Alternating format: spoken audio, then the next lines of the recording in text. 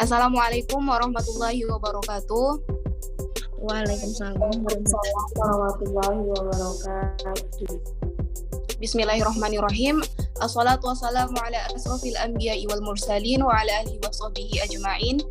Bersyukur kita kepada Allah Subhanahu wa taala yang telah memberikan kita beribu-ribu nikmat sehingga kita tidak dapat menghitung saking banyaknya nikmat dari Allah Subhanahu wa taala itu.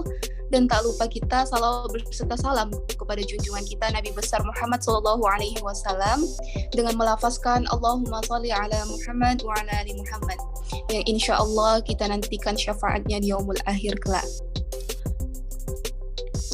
Yang terhormat kepada Bapak Muhammad Fahli Zatri Hadi, MPD, selaku dosen pembimbing mata kuliah kesehatan mental, dan yang saya sayangi teman-teman sekalian, adapun saya Abdul Syofia Harahap sebagai moderator kelompok 3.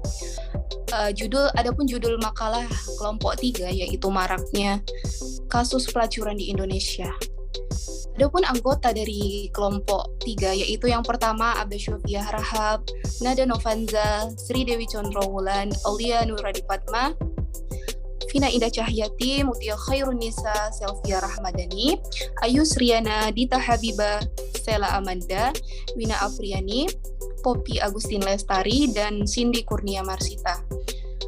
Adapun pemateri pertama yaitu Selvia, kepada saudari Selvia dipersilahkan. Baik, terima kasih kepada pemakalah sudah memberikan waktu kepada saya untuk menjelaskan sebagai pemateri pertama. Di sini saya langsung saja, Selvia Ramadhani, membahas tentang sejarah pelacur. Nah, salah satu laporan paling awal tentang pelacuran di Indonesia kuno berasal dari sumber Tiongkok. Catatan sejarah dinasti Tang Xitang dan Histangsu yang berasal dari sekitar tahun 640 Masehi. Dan dia melaporkan bahwa di negara Holing di Jawa ada sejumlah wanita beracun. Mereka yang berhubungan seks dengan pelacur ini akan menderita luka bernanah dan mati sesudahnya. Sebuah manuskrip Jawa dari awal abad ke-19 merujuk pada bisnis prostitusi di Jawa dan di Yogyakarta. Nah, manuskrip itu menjelaskan berbagai posisi dan teknik seksual yang dikuasai oleh pelacur-pelacur di Jawa untuk memuaskan pelanggannya. Selama periode awal kolonial Belanda, pria Eropa yang hendak memperoleh kepuasan seksual mulai memperkerjakan pelacur atau selir yang berasal dari wanita lokal. Para perempuan lokal melakoni aksi prostitusi ini karena termotivasi kan tak jarang ada keluarga yang mengajukan anak perempuan mereka untuk dilacurkan. Pada awal tahun 1800-an, praktik prostitusi mulai meluas. Ketika itu jumlah selir yang dipelihara oleh tentara kerajaan Hindia Belanda dan penjabat pemerintah itu mulai menurun. Sementara perpindahan laki-laki pribumi meninggalkan istri dan keluarga mereka untuk mencari pekerjaan di daerah lain juga memberikan kontribusi besar bagi maraknya praktik prostitusi pada masa itu. Nah, pada tahun 1852, pemerintah kolonial mulai membutuhkan pemeriksaan kesehatan secara teratur pelacur untuk memeriksa sifilis dan penyakit kelamin lainnya. Para pelacur juga diharuskan membawa kartu identitas pekerja mereka meskipun kebijakan ini tidak berhasil menekan angka pertumbuhan prostitusi yang meningkat secara dramatis selama periode pembangunan yang berlangsung secara luas hingga akhir 1800-an.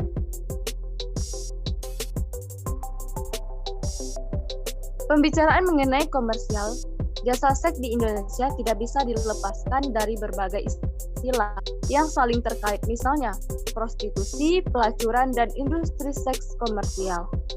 Pelacuran merupakan praktik penjualan jasa seksual oleh seorang terhadap pengguna jasa seks. Sementara itu, istilah pekerja seks komersial menyiratkan bahwa penjual seks dapat dilakukan oleh perempuan maupun laki-laki. sebagai bentuk pekerja dan pilihan rasional atas kebebasan perempuan untuk melakukan apa yang ia inginkan atas tubuhnya untuk mendapatkan penghasilan yang banyak. Secara umum, pada tahun 2004, ada tipe pelacuran di Indonesia ke dalam dua kelompok, yaitu tipe tradisional atau umum dan tipe non-tradisional. Yang termasuk dalam pelacuran tipe umum adalah pelacur yang sebagian besar dilakukan di wilayah lokasi yang dilakukan oleh perempuan untuk tujuan mendapatkan uang. Nah, selanjutnya, keluarga miskin memiliki tingkat pendidikan rendah dan menjadi pekerja seks karena kesulitan ekonomi. Baik, hanya itu yang dapat saya sampaikan. Selanjutnya saya serahkan kepada moderator. Terima kasih kepada Saudari Selvia sebagai pemateri pertama. Akan dilanjutkan kepada Saudari Mutia sebagai pemateri kedua. Kepada Mutia dipersilahkan.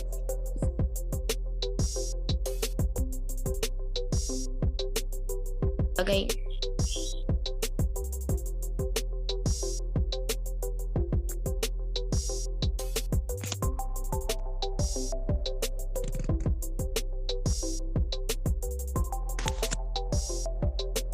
Baik, saya Mutia Nisa sebagai pemateri kedua akan menjelaskan tentang pengertian pelacur. Prostitusi merupakan salah satu bentuk masalah sosial yang berlangsung lama, bukan?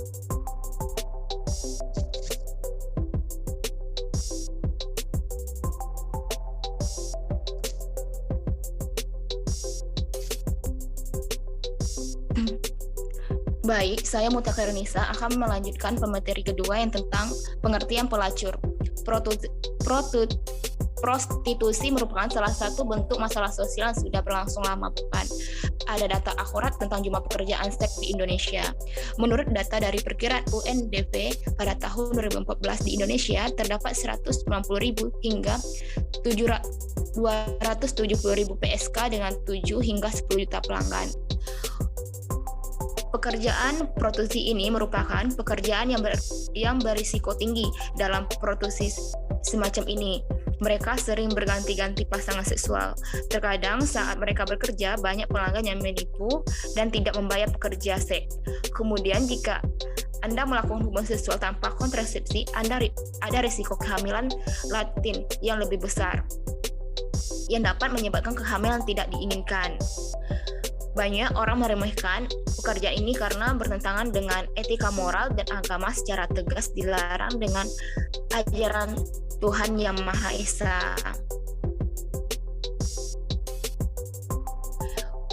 Hukum di Indonesia tentang prostitusi ini sangat gagal. Hanya ada beberapa pasal dalam KUHP untuk merayu mucikari, yaitu pasal 296 KUHP dan pasal 506 KUHP. Peraturan lainnya adalah Undang-Undang Republik Indonesia Nomor 21 Tahun 2007 tentang pemberantasan tindak pidana korupsi, perdagangan orang, dan Undang-Undang Nomor 35 Tahun 2014. Selain itu, setiap daerah biasanya mengatur lebih lanjut penerapan PSK dalam peraturan daerahnya sendiri. Terhadap kasus di atas, ISM sebagai mucikari dapat dikenakan pasal 88 Jo 76 I Undang-Undang Nomor 35 Tahun 2014 tentang perubahan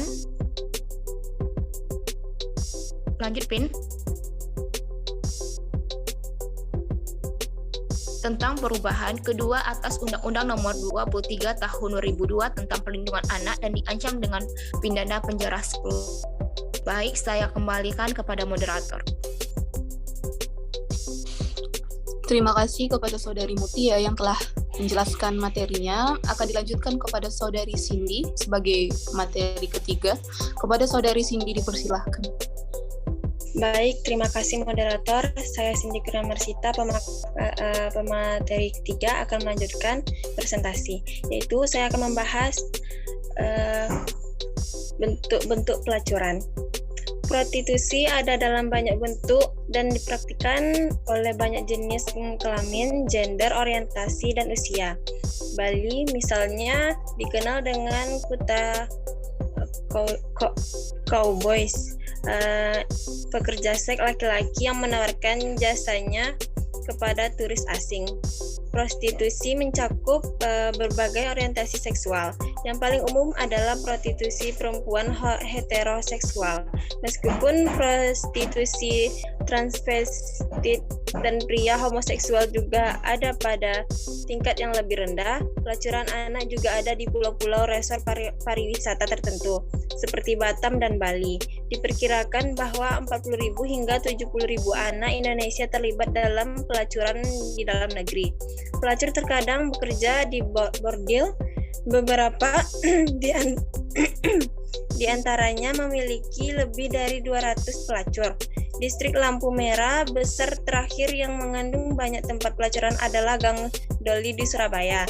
Salah satu yang terbesar di Asia Tenggara yang ditutup pada tahun 2014. Pelacur dapat ditemukan di diskotik, panti pijat, dan tempat karaoke, dan juga terlihat di jalan-jalan tertentu. Mereka juga dipesan melalui telepon. Pelacuran daring juga bisa terjadi dalam forum-forum internet. Pelacur dan pornografi ditawarkan kepada anggota terdaftar yang bereputasi baik, yang diukur dengan aktivitas mereka di forum.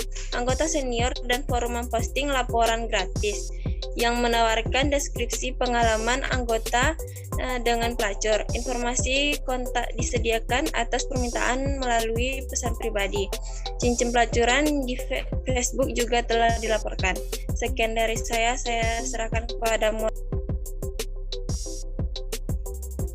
Baiklah, terima kasih kepada Saudari Cindy. Akan dilanjutkan kepada Saudari Dita.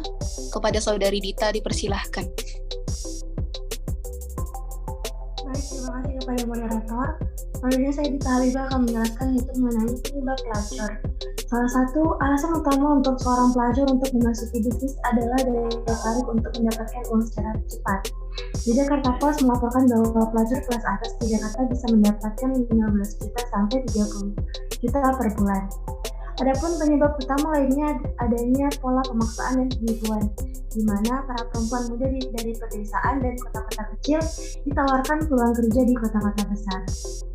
Dan juga sering pula para orang tua menawarkan anak-anak perempuan mereka kepada mucikari agar memperoleh uang.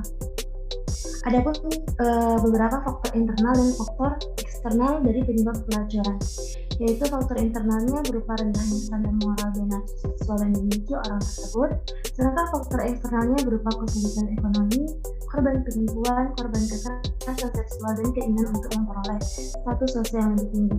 Baiklah, sekian penjelasan yang dapat saya sampaikan. Saya kembalikan kepada moderator. Baiklah, terima kasih kepada Saudari Dita. Selanjutnya kepada Saudari Sri Dewi sebagai pemateri selanjutnya. Kepada Saudari Sri dipersilahkan. Baik, terima kasih atas waktunya. Saya Sri Dewi Chandrawulan akan membahas tentang faktor dari pelacuran. Faktor-faktor yang menyebabkan pelacuran dapat dikategorikan dalam 3 kelompok besar, yaitu ada supply, demand, dan katalis. Pelacuran dalam banyak hal juga banyak dipengaruhi oleh berbagai faktor, melalui dari sosial budaya yang terjalin erat satu dengan yang lain, seperti kemiskinan, kebiasaan kawin muda, kebiasaan cerai, dan status sosial perempuan yang relatif rendah juga merupakan faktor pendorong kenapa perempuan melacurkan dirinya. Ada banyak faktor yang mempengaruhi prostitusi semacam ini.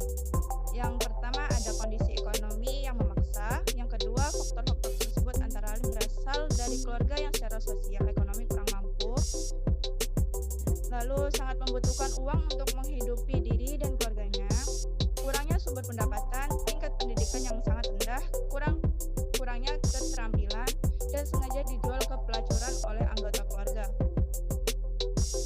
Gaya hidup yang tidak sesuai, selalu menginginkan kemewahan, membuat seseorang melakukan segala cara untuk memenuhi kebutuhan hidupnya.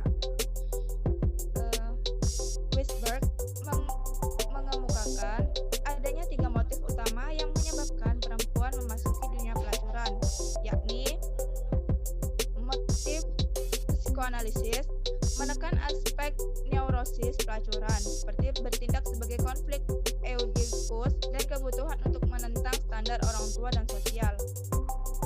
Lalu yang kedua, motif ekonomi secara standar menjadi faktor yang memotivasi. Ketiga, motif ekonomi ini yang dimaksud adalah uang. Alasan seorang memilih menjadi pekerja PSK antara lain yakni karena kesulitan ekonomi atau kondisi kemiskinan, pendidikan yang rendah, lingkungan dan kebutuhan manusia akan pemenuhan faktor biologis atau kebutuhan seks tersebut. Sekian yang dapat saya sampaikan, saya kembalikan ke moderator. Oke, terima kasih kepada Saudari Sri. Akan dilanjutkan kepada Saudari Ayu sebagai pemateri selanjutnya. Kepada Ayu, dipersilahkan. Baik, saya Ayu Suryana akan melanjutkan pembahasan dari solusi dari penanganan pelacur. Rehabilitas pekerjaan seks kriminal menurut Jones 1998 di Indonesia dapat digolongkan sebagai negara yang menerapkan pendekatan kuensi legal karena melanggarkan prostitusi yang berada di kolonialisasi pelacuran.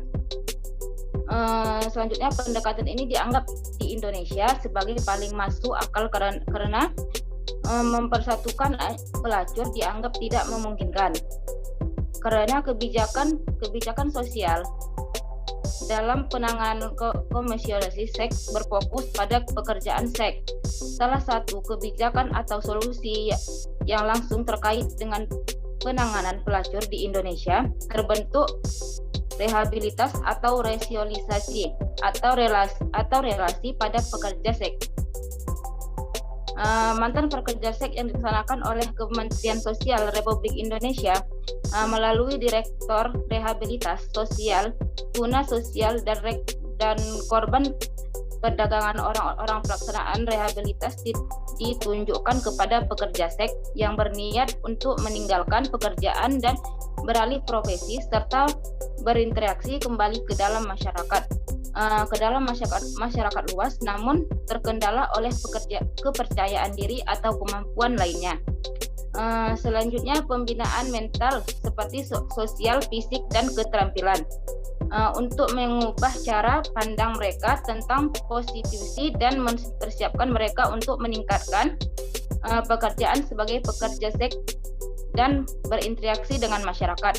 Keterampilan yang dipelajari dalam proses rehabilitas diharapkan dapat digayungkan sebagai sumber penghasilan untuk menjalani kehidupan. Mungkin hanya itu yang dapat saya jelaskan. Saya kembalikan kepada moderator. Baiklah, terima kasih kepada Saudari Ayu. Dan selanjutnya akan dilanjutkan oleh Saudari Nada. Kepada Saudari Nada, dipersilahkan. Assalamualaikum warahmatullahi wabarakatuh. Saya sebagai pemateri ke-7 akan melanjutkan hasil pemateri. Yaitu pemateri saya adalah pengembangan pelacur. Perubahan sosial yang terjadi di Indonesia telah dimulai sejak pengaruh dan campur tangan Belanda sebagai negeri penjajahan di dalam kehidupan dan tata kehidupan di Indonesia. Salah satu perubahan yang berdampak pada masyarakat Indonesia adalah perilaku seks. Perilaku seks di Indonesia menunjukkan perubahan pada masyarakat Indonesia akibat adanya dinamika penduduk ekonomi, industrial, dan media massa. Pelacuran sudah ada sejak masa awal penjajahan Belanda, dikarenakan jumlah perempuan di Eropa dan Cina di Batavia lebih sedikit dibandingkan jumlah prianya. Setelah kemerdekaan Indonesia, bentuk dan praktek pelacuran di Indonesia semakin berkembang pesat. Dengan semakin berkembangnya suatu pelacuran perkotaan, maka masyarakat akan membutuhkan hiburan baik atau bentuk positif maupun negatif. Selain itu, kebijakan pemerintah daerah yang menanggulangi bentuk dan praktek pelacuran melalui kebijakan lokalisasi memberikan kesempatan seseorang menjadi pelacur sehingga jumlah lokalisasi pun meningkat.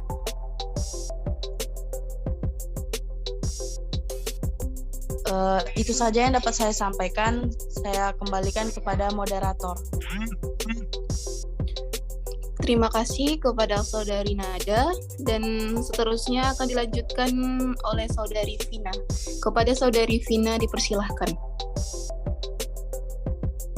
Baik, terima kasih moderator. Saya Vina Indah Cahyati akan melanjutkan materi yaitu tentang pendekatan pelacur dari sosial. Kemanusiaan yang adil dan beradab.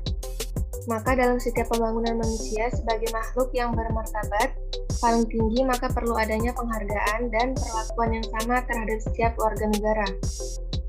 Perilaku seks bebas, kekerasan seksual maupun penyimpangan seksual yang terjadi di Indonesia yang menunjukkan semakin terjadinya demoralisasi dalam masyarakat tanpa memperdulikan nilai moral, etika, agama, dan hukum yang berlaku. Cita hukum kemanusiaan yang adil dan beradab tidak akan tercapai sepenuhnya selama adanya pelacuran di Indonesia. Hal ini terjadi karena pelacuran adalah salah satu bentuk perbudakan tradisional terhadap manusia sejak dulu. Manusia yang terlibat dalam pelacuran menjadi komoditas jasa seksual yang dapat diperjualbelikan. Kriminalisasi terhadap pengguna bertujuan untuk manusia agar mengendalikan naluri seksnya dan melarang penyaluran kebutuhan PSK terhadap kebutuhan seksualnya dalam bentuk perzinahan secara komersil. Sedangkan kriminalisasi terhadap PSK bertujuan untuk mencegah dan melarang seseorang menjual atau mengeksploitasi organ seksual demi mendapatkan keuntungan dari perbuatan yang melawan hukum. Tujuan lainnya adalah kriminalisasi terhadap manusia bukanlah sebuah komoditas yang dapat diperjualbelikan, sehingga perlu diberikan penghargaan dan perlakuan yang sama terhadap setiap manusia. Baik, cukup sekian dari saya kembalikan kepada moderator. Terima kasih kepada Saudari Vina, dan selanjutnya akan dilanjutkan oleh Saudari Poppy. Kepada Saudari Poppy dipersilahkan. Terima kasih moderator. Saya Poppy Agustin Lestari, pemateri ke-9 akan membahas tentang pendekatan pelacur dari kesehatan.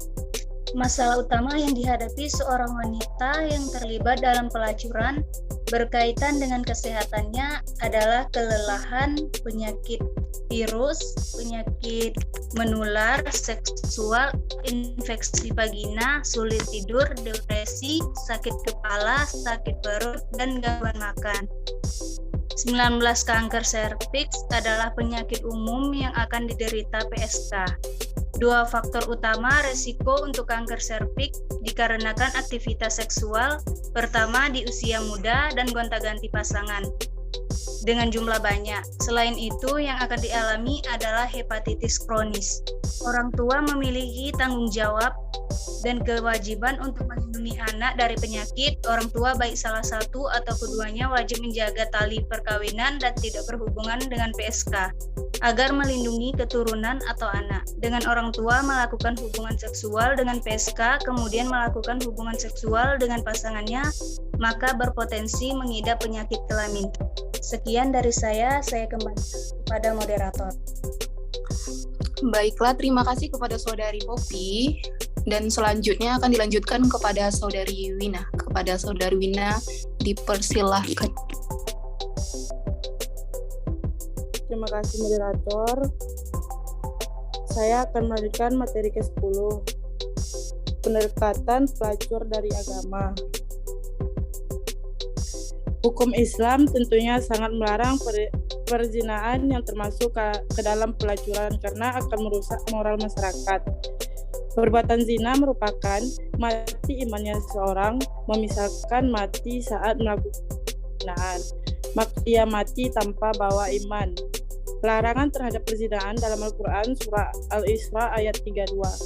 Dan janganlah kamu mendekati zina.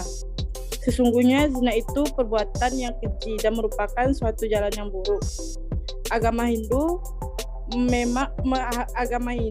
memandang perbuatan pelacuran adalah perbuatan terlarang dikarenakan tubuh wanita sebagai susu kehidupan bagi generasi selanjutnya. Maka dengan memperjualkan susu, maka akan memberikan kutukan seumur hidup. Saya kembalikan kepada moderator. Assalamualaikum warahmatullahi wabarakatuh. Bismillahirrahmanirrahim. Baiklah, saya Abdul Syufian sebagai pemateri selanjutnya menjelaskan tentang pendekatan pelacuran dari HAM.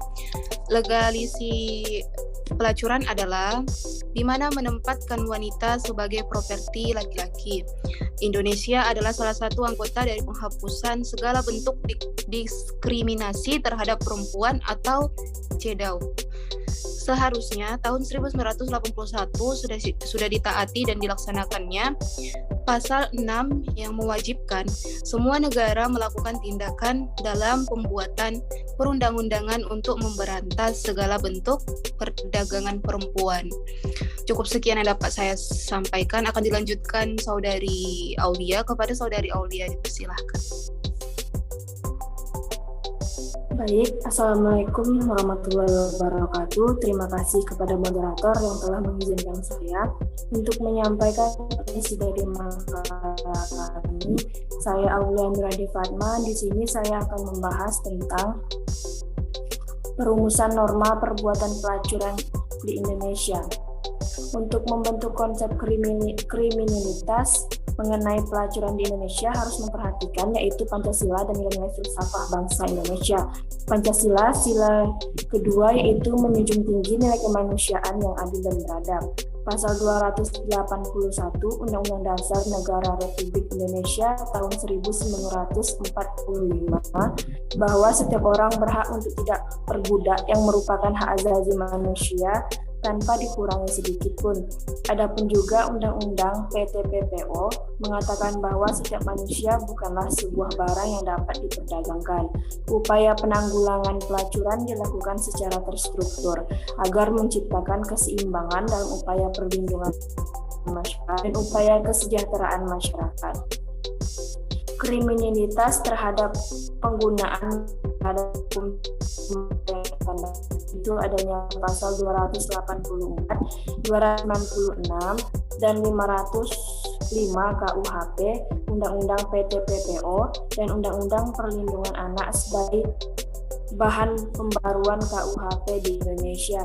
Baiklah, sekian materi dari saya kembalikan kepada moderator. Oke, terima kasih kepada Saudari Aulia. Akan dilanjutkan oleh Saudari Sela. Kepada Saudari Sela dipersilahkan. Baik, terima kasih moderator. Saya Sela Amanda, pemateri terakhir akan menjelaskan tentang kriminalisasi terhadap pelacuran di Indonesia. Prostitusi perbuatan pelacur. Bisa disebut pelacur berasal dari bahasa Latin yaitu prostituar yang berarti membiarkan diri berbuat zina, melakukan perbuatan yang melenceng dari ajaran jika belum memiliki hubungan yang sah. Orang yang melakukan perbuatan pelacuran disebut pelacuran, dikenal juga dengan WTS atau wanita tunasusila.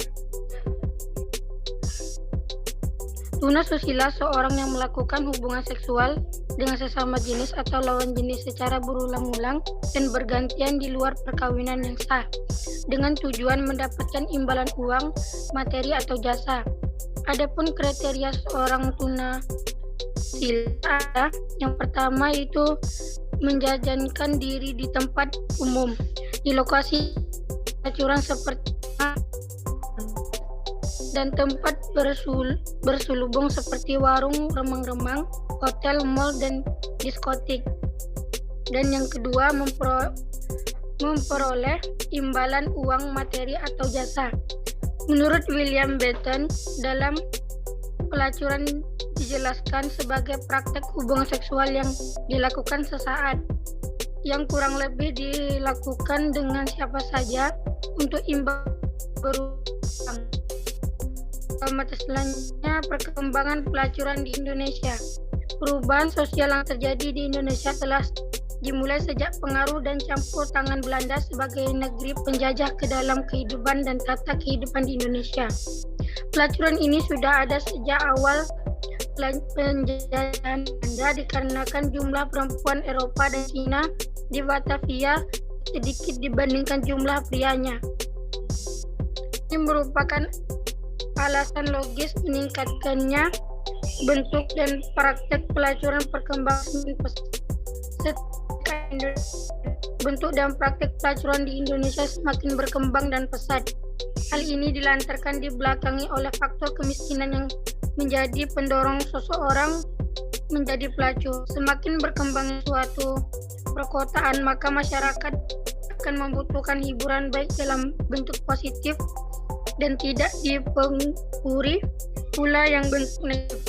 Selain itu, kebijakan pemerintah daerah yang mengurangi bentuk dan praktek pelacuran melalui kebijakan lokasinya, memberikan kesempatan seorang menjadi pelacur sehingga jumlah lokasinya pun meningkat.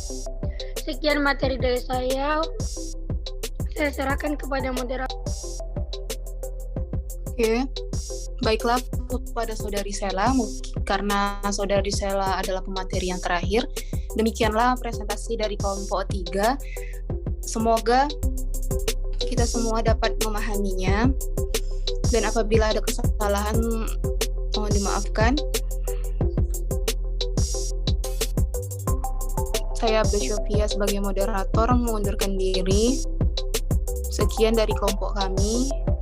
Terima kasih kepada pemakalah, pada semua pemateri. Sekian, wassalamualaikum warahmatullahi wabarakatuh. Waalaikumsalam warahmatullahi wabarakatuh.